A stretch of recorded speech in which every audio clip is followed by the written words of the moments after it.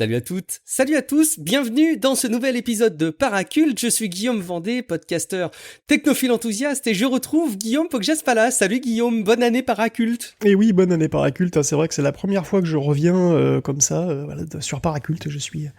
voilà, tout est moustillé. Eh ben oui, moi aussi, ça me fait évidemment très très plaisir. On a eu un premier épisode sur Star Trek. Désolé pour le format, vous qui êtes habitués à des formats plus courts, c'était la promesse. Ouais, mais alors là, justement, ça va être l'enfer, je crois. On attaque bien le début de l'année. Alors peut-être que ces formats d'épisodes ne seront pas représentatifs du reste des émissions que vous écouterez en 2021. En tout cas, on vous rappelle le principe. Paraculte, on vous parle des choses qu'on a aimées. Et là, Guillaume, il y a quelque chose que tu avais particulièrement aimé, sur lequel tu voulais qu'on se concentre de cet épisode. Dis-nous tout. Ouais, je vais m'attaquer à l'arrière-grand-père, peut-être, de tous les jeux vidéo de rôle, voilà, une saga légendaire, dont les souvenirs me sont revenus récemment d'une manière très indirecte, d'ailleurs, c'est marrant, parce que, je sais pas si tu te souviens, mais à Noël 2020, on a eu une révélation assez étonnante, puisque James Doohan, l'acteur qui jouait Scotty dans Star Trek, on a appris qu'il était dans l'espace. Alors, il y a une partie de ses cendres, en fait, en tout cas, ils sont. Ouais. Et on le sait par son fils qui, sur Twitter, a révélé que son père avait été amené sur l'ISS en secret en 2008. C'est vrai, en secret, ouais, ils avaient emmené ça dans les navettes, sans l'avoir vraiment dit, préparé. Enfin, ça a été caché, quoi. Mais qui a pu, à l'insu de tous, 12 ans auparavant, amener les plaques de plastique qui contenaient les cendres sur la station et les cacher le plancher du module Columbus? C'est Richard Garriott. Et Richard Garriott, il est célèbre à plus d'un titre, c'est une véritable rockstar en fait. Déjà, c'est un des premiers touristes spatiaux, donc il est lui-même fils d'astronaute, il rêvait depuis les années 80 en fait d'aller dans l'espace, mais sa vue est pas bonne, comme la mienne, peut-être pas aussi pire, et bon voilà, 20 ans plus tard, il a quand même finalement pu amener pour la première fois l'Union Jack dans la station spatiale internationale, via un module Soyuz et un billet de 30 millions de dollars quand même. Bon. Effectivement, ça fait cher la livraison quand même. Ouais, quand même. Alors Garriott a aussi été voir le Titanic de visu dans un petit sous-marin. Il a participé à 2 expéditions en Antarctique, il est parti en Afrique, il est parti sur l'Amazone. Il a une propriété au Texas qu'il a transformée en château hanté et ça devient une attraction d'ailleurs tous les ans dans le coin. Garriott d'ailleurs c'est aussi au soutien financier du Parti démocrate et du planning familial au Texas. En fait, c'est une telle rockstar que le créateur James Halliday, donc le mec qui a écrit Ready Player One, a dit que... n'importe quoi. James Halliday, de Ready Player One, c'est lui, en fait. C'est-à-dire que Ernest Cline, donc celui qui a écrit Ready Player One, a dit que James Halliday, donc le personnage de Ready Player One, a avoué que c'était Richard Garriott. Donc c'est celui qui crée les mondes virtuels. Là. Voilà, en fait, il a été inspiré par Richard Garriott. Désolé, je suis complètement viandé. Donc voilà, en tout cas... La célébrité de Garriott, elle vient de la création de jeux vidéo, bien entendu, via Origin Systems, un studio qui est très très connu des années 90, principalement pour Wing Commander, et une série évidemment d'une importance capitale pour l'histoire du jeu vidéo de rôle, en particulier donc sur ordinateur, la série des Ultima. Alors je suis sûr que ça va parler à pas mal de monde, mais aussi laisser froid une grande partie de l'auditoire, parce que... Moi je fais partie de ceux qui connaissent beaucoup moins, oui, alors toi, peut-être que voilà, il y a quand même des aficionados d'Ultima Online encore aujourd'hui, un MMORPG qui est donc rétro aujourd'hui, qui est devenu un petit peu niche, mais qui a pratiquement inventé le genre. Donc, je sais pas si toi, t'as évidemment entendu parler d'Ultima Online. Effectivement, j'en avais parlé, mais là aussi, j'en avais entendu parler sous son historique, on va dire d'ancêtre sur le concept effectivement du MMORPG, parce que, comme vous le savez, j'ai passé beaucoup de temps sur World of Warcraft, mais par contre, c'est vraiment un jeu auquel je n'ai jamais évidemment joué et pour lequel j'ai pas de souvenir visuel. Donc j'ai vraiment hâte que tu puisses nous décrire tout ça. Ultima, c'est un monument du jeu vidéo, c'est 9 épisodes, c'est des spin-offs illustres comme les Ultima Underworld, sur presque 20 ans d'existence. Toi, je sais pas à quel type de RPG tu jouais dans ces années-là, dans les années 90. Alors, j'ai en tête Might and Magic, Wizardry. Oui, alors il y avait Might and Magic. Alors, au passage, je me rappelle d'un jeu, on n'en avait pas parlé l'autre jour quand on avait abordé cette émission ensemble, mais il y avait un jeu, j'ai un souvenir où on pouvait contrôler une mule. C'était un des premiers trucs où on pouvait être en réseau. Mule simulator. Contrôler une mule. Non, on pouvait pas contrôler que la mule, mais ça m'avait marqué sur le fait qu'on pouvait transporter son équipement sur une mule, et que donc ça comptait. Je me rappelle plus le nom du jeu, je vais essayer de retrouver au passage. Écoute, moi, de toute façon, j'ai joué... ce qui me concerne, même moi, en fait, je suis trop jeune pour avoir joué au premier. La série débute en 81, et de toute façon, aucun jeu n'est traduit en français avant le 7e épisode. Et déjà en 90, quand j'ai eu le 6, j'ai eu beaucoup de mal avec ça. J'ai mis un temps fou à le finir avec avec une Solus. Sur la difficulté ou l'interface en anglais? Sur l'interface en anglais. La difficulté, pas forcément un peu, mais c'est surtout à l'époque c'était l'anglais. Moi j'étais quand même super jeune à l'époque, j'étais jeune quoi, et je connaissais pas bien l'anglais. Et donc j'ai joué à l'époque au 6 et au 7, et j'ai pas trop accroché au 8 et au 9, et j'ai testé beaucoup plus tard le 4 et le 5, par curiosité, mais bon je les ai jamais finis. Parce que bon voilà, c'est un truc qui revient, voilà, qui commence très très tôt. Alors ça commence par Ultima 1 et 2 et 3, alors c'est ce qu'on appelle, donc il y a Ultima, c'est une trilogie de trilogies en fait, donc on va commencer par ce qui est appelé The Age of Darkness, donc Ultima 1 et 2, et ça commence très très tôt, puisque à l'époque Garriott était un étudiant à la fac en 79, et il programme, presque pour s'amuser, un jeu basique sur Apple II qui s'appelle Akalabet, et on le persuade de le vendre en fait dans une boutique, et finalement 30 000 copies s'écouleront, ben voilà, c'est le début d'une carrière. Ça ressemblait à quoi? Akalabet, ça ressemblait à Ultima, les tout premiers, c'est-à-dire c'était un jeu, c'est vraiment le premier truc, c'est-à-dire c'était vu de dessus, très très graphisme ultra basique, avec des donjons en 3D, face pleine, voilà, des trucs très, tu vois, avec 4 lignes, quoi, et tu dirigeais le perso, et voilà, tu faisais des combats, alors bon, c'était sur Apple II, donc t'imagines, en plus c'était en basique à l'époque, Alors d'ailleurs, pour les auditeurs les plus jeunes, ou enfin, les moins vieux, qu'est-ce que c'est qu'un Apple II? Parce que c'est peut-être, effectivement. Et ben, c'est tout simplement le premier, un des premiers micro-ordinateurs personnels qui ait jamais été commercialisé. En fait, c'est le premier à avoir eu vraiment du succès, puisque c'était en 77, et à l'époque, il y avait le PET de Commodore et le TRS-80 qui étaient concurrents, et donc un Apple II, donc c'est une machine équipée d'un processeur 8 bits à 1 MHz, oui, 1 MHz, avec 4 kg de RAM de base. Selon les modèles, donc on a un écran couleur ou non, des lecteurs de disquettes. La RAM maximale, c'est 64 kilo-octets. Il n'y a pas de son, autre que petit buzzer, et l'écran affiche que du texte, mais on peut personnaliser les caractères, donc on peut quand même y faire des jeux. Par contre, pour une animation fluide, détaillée des scrolling, tout ça, on repassera, c'est, voilà. On est bien avant le TO7, alors, et le MO5. On est avant le TO7, oui, on est avant le TO7 et le MO5. L'Apple II a quand même une importance historique majeure, parce qu'il était produit en grande série, il était très abordable, l'architecture était très ouverte, donc ça a été très largement adopté, c'est ce qui a poussé, en fait, IBM à faire son propre ordinateur personnel, le PC, tout simplement. Il y a beaucoup de gens d'ailleurs qui se sont lancés sur Apple II, enfin c'est vraiment voilà, un ordinateur qui à l'époque a commencé à démocratiser l'informatique.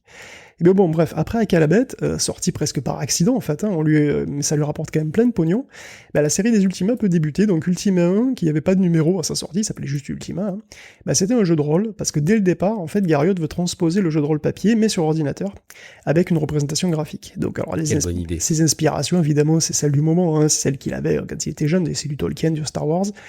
Donc en fait dans son jeu il y a des dragons aussi j'imagine. Oui voilà exactement, donc dans son jeu en fait il y a des races, il y a des classes assez classiques, et finalement Ultima sort en 81, la même année que Wizardry, donc une autre série de jeux de rôle à succès de ces années-là. Donc Wizardry c'est un dungeon crawler en vue à la première personne, donc très très sommaire aussi pour l'époque, mais voilà c'était en 3D entre guillemets, comme Dungeon Master ou Eye of Beholder plus tard pour ceux qui voient. Donc le jeu propose une création de perso, Ultima, des caractéristiques, des équipements, de l'or, la possibilité de voler dans les échoppes, donc c'est déjà assez riche. Et donc c'est une vue de dessus, dès le premier épisode il invente en fait plein de choses. Donc on a un monde ouvert, on a une vue carte qui passe en vue rapprochée quand on entre dans une ville, on a et cette représentation-là en fait elle est reprise par tous les RPG japonais qui suivront. Tu remarques la carte de l'Overworld, quand tu rentres dans un donjon, un truc, tu changes d'échelle. Ce changement d'échelle en fait il était déjà là dans l'Ultima. Donc on a aussi des donjons en vue subjective, et ça on le retrouvera dans Phantasy Star par exemple. Phantasy Star aussi, il y avait des donjons en vue subjective, il y avait une carte, etc. Donc ça reprend pas mal. Bon, le jeu propose aussi des combats spatiaux qui sont complètement injouables, parce que Garriott est jeune, et il met dans son jeu tout ce qu'il trouve cool, quoi, tu vois, donc voilà. Dans Ultima 2, il y a même tout le système solaire à visiter, il y a des voyages temporels, mais bon, voilà, je vais doucher l'enthousiasme, les deux premiers Ultima sont pas de très très bons jeux. Ils sont mal équilibrés, ils sont perclus de bugs, les objectifs sont extrêmement peu clairs, ils partent dans tous les sens, et en plus, bon, vous en doutez, les graphismes, voilà, c'est ultra primitif, il y a pas de musique. Bon, cela dit... Mais c'est à la hauteur des jeux de l'époque, c'était pas forcément plus mauvais que la moyenne ou Non, au contraire, tu as raison. En 81, c'est vrai qu'ils posent les jalons des jeux de rôle sur ordinateur.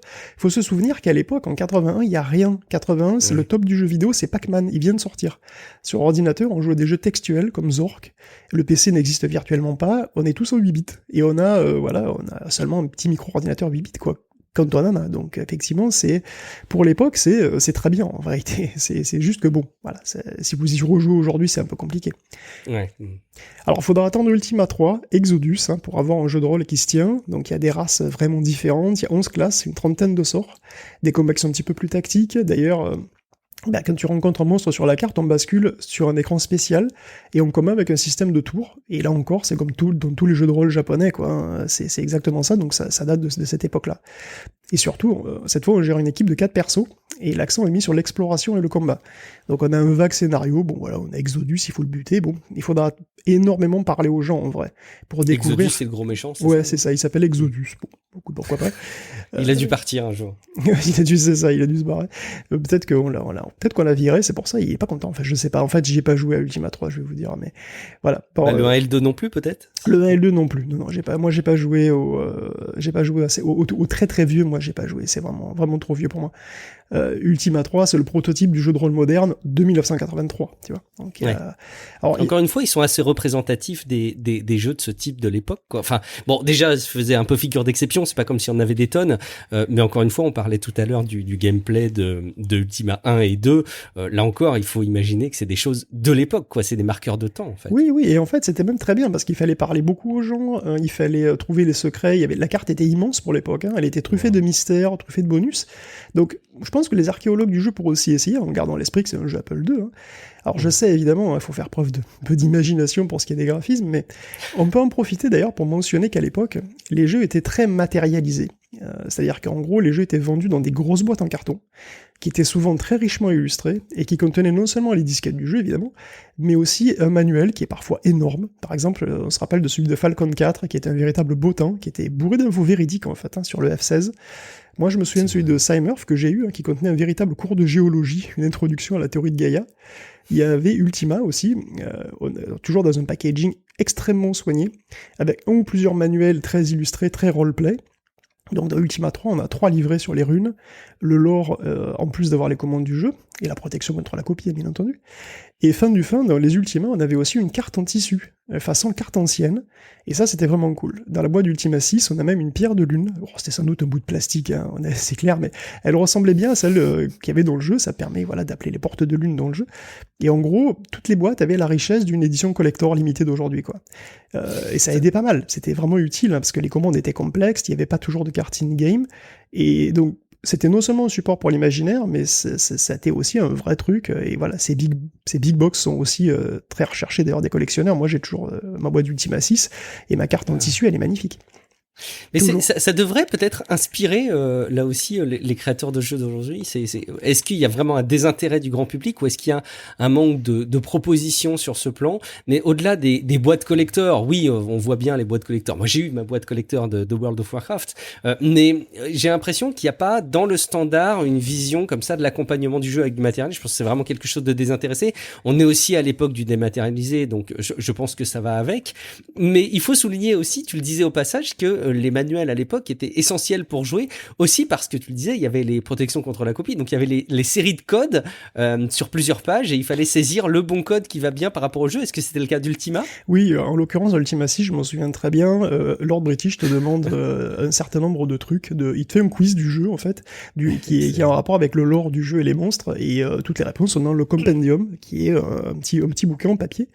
Et voilà, ça marchait comme ça, et ça marchait aussi comme ça d'ailleurs, plus ou moins dans Indiana Jones 3, il y avait le carnet d'Indiana Jones, qui était vachement bien foutu en fait, avec voilà, comme si c'était un truc, vraiment un item du film, quoi, et dedans il y avait des petits codes à donner aussi dans le jeu. Ça marchait comme ça, oui, à l'époque. Ouais, c'est très rigolo. Et de l'avoir intégré dans le gameplay, c'est très malin. Et ce qui est rigolo à l'époque, c'était la naïveté, mais là encore à remettre dans le contexte, mais la naïveté de se dire que on peut pas pirater parce que c'est imprimé dans du papier, quoi. Aujourd'hui, écoute, quand on regarde ça avec du recul, c'est dingue. Mais oui, parce que évidemment, j'ai eu plein de jeux avec des photocopies. C'est juste qu'il fallait photocopier les trucs, mais évidemment. C'était l'âge d'or des photocopies et des sociétés qui te permettaient de photocopier pour un certain prix, un certain nombre de pages. Et oui. Donc Ultima 3, si on revient à Ultima 3, comme les deux autres, ils se vendent bien dans les 100 000 exemplaires, donc c'est énorme pour l'époque, et Origin System s'est créé en fait pour éditer le dernier épisode, donc Ultima 3, et à peine sorti, Garriott, il pense déjà au suivant, donc à cette époque, Garriott, il fait tout lui-même. Il fait ses jeux de A à Z, hein, ce sont ses bébés. Justement, c'est un peu ce que j'allais te demander. On peut peut-être en profiter sur les jeux de l'époque. Et tu disais que le 1, que le tout premier jeu qu'il a créé, c'était par accident qu'il a commercialisé. C'était quoi le développement d'un jeu à l'époque, même si on sait pas tout, j'imagine? Évidemment, on parle à l'époque où il y a Cyberpunk 2077 qui est sorti, qui est une très grosse mécanique. On sait à quel point il y a discussion sur la méthode de production des jeux. Bon, le nombre de personnes qui sont impliquées. À l'époque, est-ce qu'une personne pouvait tout développer? Bien sûr, mais c'était le cas c'est le cas d'Ultima de 1 à 4 en fait. Hein. Ah ouais. Alors je suis pas complètement sûr pour le 3 et le 4, mais pour le 1 et le 2, enfin pour les Hack à la bête, c'est du basique carrément. Donc en fait, ça ressemble à quoi le développement de jeu? C'est un étudiant qui la nuit passe ses nuits sur son Apple II à développer un basique. Après, alors dans Ultima 5, c'est clair qu'il y a de l'assembleur. Ultima 4 probablement aussi, et Ultima 3 peut-être probablement aussi. Mais bon, voilà, je m'avancerai pas trop là-dessus, mais de toute façon, ça reste la même chose. Hein. Il fait tout, il fait les graphismes, il fait les scénarios, il fait le gameplay, il fait tout. Pour le meilleur et pour le pire. Pour le meilleur et pour le pire, effectivement. Donc oui, ces jeux sont ses bébés. Il y met beaucoup de lui-même d'ailleurs, et ils vont évoluer avec lui du coup. Donc il reçoit beaucoup de courriers de fans qui lui disent comment ils ont joué à ces jeux, et ce qu'ils ont aimé ou pas. Des courriers papier, bien entendu. Hein. Et il remarque que pas mal de monde en fait optimise les runs en tuant des gens. Donc ils volent les gens, ils les tuent, ils se comportent comme des connards en fait. Hein. Pourquoi? Parce que ça marche bien. Et ça l'interpelle. Donc par ailleurs, la boîte d'Ultima 3 représente le grand méchant comme un démon cornu. Et dans les années 80, les fondamentalistes religieux commencent à hurler contre Donjons et Dragons. Et les jeux de rôle sur ordinateur, hein, qui considèrent comme des perversions satanistes, je rigole pas, hein, sa belle-sœur elle-même, qui lui a pourtant offert d'ailleurs le livre de Tolkien, ceux-là même qui ont tout déclenché en fait, hein, elle est horrifiée par les jeux que fait Garriott et coupera les ponts avec la famille. Donc Garriott cherche à faire un jeu du coup qui contredit complètement tout ça. Donc il cherche aussi... Oui, vas-y. Il y a cette image d'ailleurs, pour continuer sur l'association entre jeu de rôle et vision sataniste, ou en tout cas déviante de la société. Cette fameuse affaire, quand on a fait du jeu de rôle sur table comme moi, du balai masque de... comment elle s'appelait cette animatrice? Oh mon Dieu, une émission en tout cas de Balai Masque, oui. Qui avait parlé de l'affaire Carpentras, et qui mettait en avant le danger du jeu de rôle et de la déviance de ce que ça représente, comme si c'était une drogue quoi.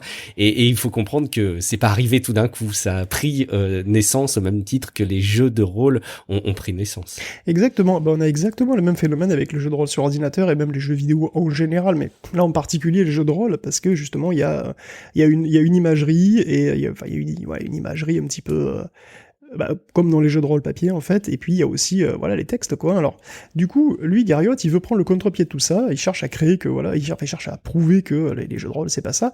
Il voudrait aussi créer son propre lore, tu vois, il voudrait abandonner les clichés Tolkien et il veut aller vers des thématiques plus matures pardon, parce que lui aussi effectivement il grandit, il vieillit. Et donc Ultima 4 va être un tournant majeur hein, de la série de la saga Ultima. D'ailleurs, donc je disais qu'on distinguait 3 âges, hein, donc là on a fini Age of Darkness, donc Ultima 3 clôt l'âge des ténèbres, et avec Ultima 4 commence celui de l'âge des Lumières, The Age of Enlightenment. Alors pourquoi The Age of Enlightenment? Parce qu'en fait, alors on dit souvent, on cite souvent The Witcher pour les quêtes super bien écrites, ou Mass Effect pour les dilemmes moraux, ou même de Bioshock, hein, que sais-je. Figurez-vous que tout ça, c'était déjà dans l'Ultima 4, qui s'appelait sous-titré Quest for the Avatar, et c'était en 1985. Alors oui, c'est sûr, hein, graphiquement, ça paye pas de mine, ça ressemble au 3, on est toujours sur Apple II. Oui, ça n'a pas beaucoup évolué, je vois les copies d'écran, on est quand même sur une directe continuité. Complètement, donc on restera jusqu'au suivant, là d'ailleurs, sur Apple II. Pourtant, Ultima opère une refonte totale, en fait. Hein. Donc l'action se passe désormais en Britannia, donc c'est notre pays. Alors je l'ai pas dit avant, c'était Sosaria, mais bon, c'est des détails, pas rentrer dans tous les détails, qu'en tout cas, le souverain de Britannia, c'est Lord British, et Lord British, c'est Garriott lui-même, tout simplement. Alors c'est assez marrant, parce que Garriott est né à Cambridge, mais il a jamais vécu. Donc ses deux parents sont américains, il a été élevé à Nassau, il vit à Austin, donc c'est un pur Texan. Et ça l'empêche pas d'avoir apparemment un attachement sentimental à l'Angleterre et une vision romantique du pays. Donc son surnom de British lui était donné dès le lycée par des élèves qui décelaient chez lui un soupçon d'accent britannique. Et honnêtement, après avoir entendu une interview sur YouTube, en fait c'est pas flagrant. Donc, je sais pas où commence le fantasme là-dedans, mais bon. Je pense qu'il y a aussi l'intérêt du médiéval fantastique frustré pour des Américains, parce que l'histoire de l'Amérique, c'est pas les châteaux, quoi, c'est pas les chevaliers, c'est pas les magiciens. Ouais. Donc j'imagine aussi que pour un Américain, de vouloir se rapprocher à un univers à la Tolkien nécessite assez directement de s'intéresser à l'histoire de l'Europe, forcément. Ouais, mais c'est exactement ça, c'est le vieux monde, c'est l'ancien continent, c'est là que sont les légendes, en fait, hein, quelque part. Je pense qu'il y a pas mal de ça. Et donc si on revient sur Ultima 4, en fait, on change de pays, on change aussi de philosophie, parce que désormais, l'accent n'est plus sur le combat, c'est sur le dialogue, les conséquences des actes qu'on a choisi de faire, et la moralité de sa démarche d'ensemble. Donc le but du jeu, c'est d'acquérir le codex de la sagesse ultime, en étant l'avatar, entre guillemets, l'avatar. Ce qui va être compliqué si on pille les gens sur son passage en permanence, comme lui ont souligné les fans qui lui ont envoyé les courriers, du coup. C'est ça, exactement. Donc le terme consacré, c'est avatar, hein, et c'est l'avatar des 8 vertus. Alors comment on fait ça ? Il faut le découvrir, en fait, hein, dans le jeu, parce qu'il n'y a pas vraiment de truc, et chaque vertu, alors s'il y a l'honnêteté, la compassion, la valeur, la justice, l'humilité, le sacrifice, l'honneur et la spiritualité, chaque vertu demande, pour être validée, en quelque sorte, hein, de suivre un chemin cohérent avec l'éthique en question. Donc chaque ville du monde de Britannia possède un sanctuaire qui est dédié à une vertu, donc chaque ville en fait est dédiée à une vertu. Il faudra aller s'y recueillir, mais pour ça il faudra trouver une rune et un mantra, et pour les trouver, il faudra faire preuve d'humilité, d'honnêteté, etc. dans chacune des villes ou alentours. Et il y a mieux que ça en fait, c'est-à-dire que vos actes sont pris en compte. C'est-à-dire si vous volez, ça sera dur de valider l'honnêteté.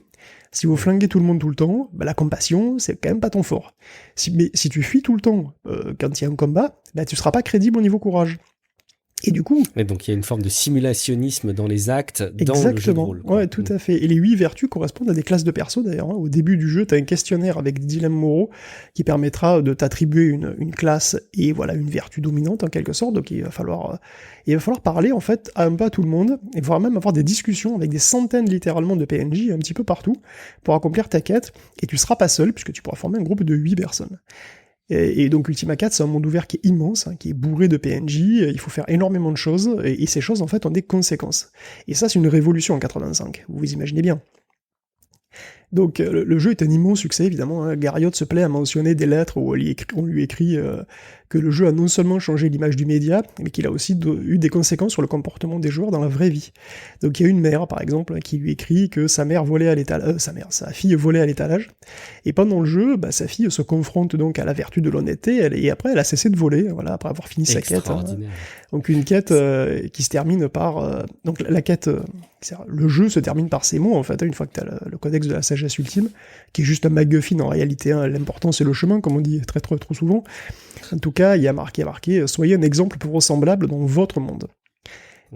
Ça fait partie de ces exemples, j'imagine, ce témoignage qui sont un petit peu exceptionnels et ça doit pas être courant, mais c'est quand même là aussi intéressant à regarder sur l'influence que peut avoir un jeu vidéo sur la vie réelle. C'est probablement peut-être une des premières manifestations d'impact. Je sais pas, je connais pas l'histoire du jeu vidéo de manière très complète, mais ça a pas dû arriver souvent finalement avant. Écoute, je pense pas non plus, parce que les jeux vidéo à cette époque-là sont pas très portés sur la philosophie ou l'éthique, tu vois, c'est pas trop le truc. Donc c'est vraiment une très grosse nouveauté à l'époque de rentrer dans ce genre de thématique, hein, et en plus, la particularité d'Ultima, c'est que tu es le protagoniste de tous les épisodes. C'est-à-dire, toi-même de la vraie vie. Parce que vous êtes, en fait, dans le jeu, vous êtes invoqué ou propulsé, hein, dans Britannia, via une porte de lune, et Garriott, lui, il veut du roleplay total, en fait. C'est toi qui passe par une porte de lune et qui est dans Britannia. Okay. Donc honnêtement, si vous voulez jouer aujourd'hui à Ultima 4, voilà, évidemment la réalisation est extrêmement datée, il y a des lourdeurs aussi de gestion des persos, de l'interface, mais surtout il n'y a aucun journal in-game. C'est pas pire qu'Animal Crossing. Donc il faut quand même noter sur papier des trucs, parce que sinon tu t'y perds, quoi, hein. C'est difficile de s'y plonger vraiment, mais c'est clairement un jalon majeur dans l'histoire du jeu vidéo. En 85, c'est une véritable révolution. Je rappelle que Zelda n'existe pas, que Gauntlet et Gradius viennent de sortir, et dans Gauntlet, l'éthique, c'est pas vraiment le truc, tu vois. Donc c'est... éventuellement, c'est un truc à essayer, alors... Vas-y. Ça représente combien d'heures de jeu, selon toi, en Ultima 4, pour le terminer ? Alors, si tu sais pas, ça peut faire une centaine d'heures de jeu, hein. Par contre, avec une Solus ou avec des aides, ça peut aller beaucoup, beaucoup plus vite, quand même. Ok, ouais. D'accord. Bon, donc Ultima 4, grande révolution, donc voilà, c'est... alors après, évidemment, la série ne s'arrête pas, et elle a la particularité d'innover à chaque épisode, en fait. C'est pour ça que je suis obligé un petit peu, même si c'est un peu étrange, tu vois, de faire tous les épisodes, parce que en fait, il y a toujours une nouveauté. Et donc, en 88, sort Ultima 5, hein, le premier jeu pour lequel Garriott, en fait, va s'adjoindre à l'aide d'une équipe. Parce qu'Ultima 5 est trop ambitieux, il pourrait matériellement pas le faire tout seul. Alors c'était pas courant, hein, évidemment, mais bon, c'était pas courant. À l'époque, en 88, si ça commençait à être un petit peu plus courant, mais là c'est vrai qu'il est dépassé par l'ampleur de la tâche, oui. C'est pour ça que ça s'appelle Warriors of Destiny, c'est qu'en fait il désignait par ce sous-titre l'équipe qui travaillait avec lui peut-être. Je pense pas, mais en tout cas tu peux l'interpréter comme ça. En tout cas, Britannia va rester le théâtre de tes aventures. En fait, ça va être Britannia du 4 au 9, hein, donc là maintenant tu es en Britannia. Okay. Voilà, bon, tu es invoqué donc en tant qu'avatar pour résoudre les problèmes du moment à chaque fois. Alors la géographie des lieux n'est jamais tout à fait la même, mais elle reste familière. Et les personnages aussi. Finalement, ça renforce l'attachement à la série et à son univers, parce qu'on peut se concentrer sur l'histoire, tu vois. Donc, alors, en l'occurrence, pour Ultima 5, c'est la dictature. C'est même la théocratie. Donc, Lord British a disparu, hein, et le régent Blackthorn règne, c'est le régent, donc, voilà, et c'est une ambiance d'inquisition, un petit peu, tu vois. Donc, la population souffre, hein, c'est une dictature qui interdit la magie et qui impose par la violence le culte des 8 vertus, comme religion obligatoire, c'est même 8 vertus que tu as défendues dans le truc précédent. Ah ben c'est bien du coup, c'est des belles vertus, c'est bien. Oui, mais elle les impose par la violence, tu vois, donc la population vit dans la peur, et vous devez fuir les autorités cette fois, hein. Vous devez trouver la résistance, localiser ton vieux pote Lord British, qui est paumé d'ailleurs dans un abîme sans fond, et il faut renverser Blackthorn. Donc Garriott dit souvent qu'Ultima 4 est son premier jeu avec un scénario, et en fait c'est bizarre, parce qu'en réalité, c'est pas tout à fait vrai, parce qu'il n'y a pas de grande histoire dans le 4. Tu vois, l'histoire du 4, c'est « deviens un bon gars », va chercher le machin de la sagesse, bravo, merci. Bon. Alors que dans le 5, c'est beaucoup plus compliqué. Il y a des personnages qui deviennent plus précis, Blackthorn plus épais aussi. Il y a Blackthorn qui est pas vraiment méchant, parce qu'en fait, lui se considère comme vertueux, et il veut authentiquement le bien de son peuple. Mais c'est un zélote, donc c'est un extrémiste qui pousse l'application des vertus jusqu'à la perversion, et du coup le jeu devient plus sombre avec une éthique qui est plus floue, et un contexte social et politique, donc du coup l'ensemble est plus réaliste. Donc c'est qui rappelle parfois d'ailleurs le contexte idéologique dans lequel lui-même évolue. C'est ça qui est marrant, tu vois, parce que lui aussi, il a affaire à des zélotes et à des extrémistes religieux dans sa vie quotidienne, en fait, aux États-Unis. Donc c'est vraiment intéressant de ce point de vue-là. Bon, alors, techniquement, on est toujours sur Apple II, je sais, mais par contre, le monde est beaucoup plus détaillé cette fois. Il y a des routes. On voit vraiment pour la première fois une différence avec tous les autres titres. Exactement. Encore une fois, quand on regarde les copies d'écran. Oui, non, c'est énorme. Il y a des routes, des déserts. Les villes ont beaucoup plus de détails. On voit le mobilier. Il y a des objets du quotidien, comme des horloges, des bougies, des harpes, et ils sont tous interactifs. Et on a même un cycle jour-nuit, et les PNJ vivent leur petite vie. C'est-à-dire qu'ils sont dans leur pieu la nuit, ils sont au pub le soir à se bourrer la gueule, et ils sont au boulot dans la journée. Donc en fait, c'est un vrai petit monde de poche. Et dans ce monde, encore une fois, vos actions pourront avoir des répercussions selon qui vous aidez, les décisions que tu vas prendre, les décisions cornéliennes que tu vas prendre. Et bon, Ultima 5, on va dire, c'est un petit peu le jeu de rôle ultime de l'Apple II, il est poussé dans ses derniers retranchements. Et ça paraît super vieillot aujourd'hui, mais c'est un jeu de rôle d'une qualité remarquable, qui n'est pas toujours égalé en fait, hein, sur le fond aujourd'hui. Sur le principe du gameplay, on est quand même sur quelque chose qui est dans une directe continuité de ce que je vois des copies d'écran, on est quand même sur quelque chose de similaire. Oui, au niveau des combats, ça reste à peu près similaire, l'exploration, tout reste à peu près similaire, sauf qu'on a effectivement on a un changement d'échelle, quoi, c'est-à-dire les choses sont plus détaillées, tout est plus détaillé en fait. D'accord. Ok. Et bon, oui, l'Apple II, c'est bien, hein, mais bon, en 88 déjà, c'est un peu tendu. Je vous rappelle que l'Amiga 500 est sorti. Et donc, voilà, après Ultima 5, il y a Ultima 6, et pendant le développement de cet épisode 6, l'équipe d'Origin, elle se rend bien compte, en fait, il est temps de passer à autre chose. Donc il y a 1 an de développement préliminaire sur Apple II qui sera perdu, quand finalement l'équipe se décide de passer au PC. Cela dit, c'est pas une mince affaire, hein, puisqu'il faut acheter des machines, recruter des gens qui savent programmer comme il faut, parce que Garriott, lui, il sait pas, hein, c'est un spécialiste d'Apple II, il sait pas programmer sur PC. Il sait pas programmer en C, par exemple. Donc Origin transitionne complètement vers un nouveau marché, et il ne reste qu'1 an, finalement, pour créer le jeu 2.0, sur une nouvelle machine, avec un nouveau moteur, et soit ce jeu se vend à 200 000 exemplaires minimum, soit c'est la faillite. Et pas seulement celle de la boîte, hein, parce que Garriott et son frère Robert s'endettent jusqu'aux yeux. Richard hypothèque sa maison, donc lui et son équipe seront en crunch pendant les 12 mois qui suivent, globalement. Garriott ne se lave plus, il ressemble à un clodo dopé à la caféine, et il aura des crises d'angoisse jusqu'en mars 90 d'ailleurs, à la sortie du titre. Ah, ça a été une des pires périodes de sa vie, hein. Il en parle assez souvent, c'est une catastrophe. Donc Ultima 6 profite par contre évidemment à plein de l'énorme puissance, hein, des PC de l'époque, hein, donc 89-90, donc des processeurs 16 bits ou 32 bits, hein, le 386 c'est le top à l'époque. Donc on a parfois jusqu'à 2 mégaoctets de RAM. Bon, riez pas, hein, l'Apple II c'est 64 kg grand maximum. Bon. Encore une fois, faut remettre en perspective de l'époque, des repères, c'est pas comme aujourd'hui. Et ouais, donc c'est à peu près 10 fois mieux, quoi. Enfin, 640 kg, c'est déjà 10 fois mieux, donc bon, voilà. Donc il y a un luxe technique qui malheureusement aurait pas sauvé le jeu s'il y avait pas eu l'arrivée chez Origin d'une autre future rockstar du jeu vidéo qui s'appelle Warren Spector. Alors, peut-être tu connais ce nom-là.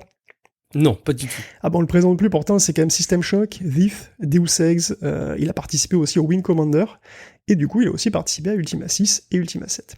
Donc il est engagé comme auteur, mais il devient le producteur exécutif d'Ultima 6, hein, c'est lui qui donne forme concrète à l'histoire en fait du jeu et aux idées de Garriott que Garriott envoie, parce que Garriott il envoie des idées, et lui bon voilà il transforme ça en quelque chose qui peut être produit quoi. Donc c'est lui. Et là graphiquement on est sur quelque chose de vraiment évolué pour le coup. Hein. Ah oui. Ultima 6 change énormément par rapport au truc, c'est 256 couleurs, c'est super détaillé. Bon l'interface reste à peu près analogue, hein, le monde ne s'affiche toujours que sur un quart de l'écran, mais pour la première fois on change pas d'échelle. Donc le monde entier a le même niveau de détail. En ville, vous visitez toutes les maisons, elles sont toutes uniques. Et dans la Pampa, il y a le même niveau de détail, il y a les oiseaux, des insectes, bon voilà. Le jeu est constitué de 2048 tiles, donc motifs différents. Il y a une foule incroyable d'objets qui tous sont presque sont interactifs. Donc tu peux allumer des bougies, les horloges, tu peux les consulter, voilà, le pain sur une table, tu peux le voler, mais tu peux aussi préparer du pain dans un four si tu as les ingrédients, hein. Donc on peut même en faire un métier en fait, on peut acheter du blé à un fermier, le moudre, revendre la farine, ou faire du pain, et le revendre en boulanger, et tu fais un bénéfice. Donc alors l'inventaire est graphique aussi, les gens ont des visages, ça y est, chacun a son portrait, son nom, son histoire, sa routine, le cycle journée... Plus ou moins effrayant, hein, le portrait. Ah bah le portrait, c'est bon, après... c'est sûr.